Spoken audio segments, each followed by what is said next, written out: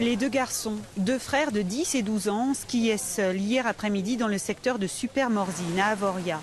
À proximité, leur père s'occupait de leur petite sœur. Peu avant 15 h, ils empruntent ce téléski et s'égarent sur la descente. Ils sortent du domaine skiable, traversent la route et rechaussent leur ski de l'autre côté. Pour finalement arriver sur une zone qui n'était pas du tout appropriée au ski. Et puis surtout, on est arrivé sur une zone avec beaucoup de sapins, très dense, très hostile aussi, avec beaucoup de dénivelé.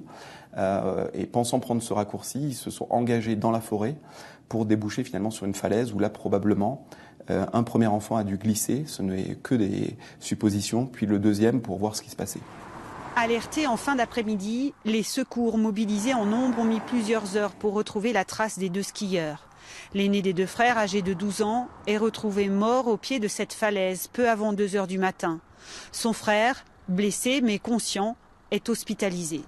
C'était déjà un miracle de retrouver un enfant vivant puisqu'ils ont fait une chute de plus de 300 mètres. Donc heureusement qu'on n'a pas arrêté les secours à ce moment-là.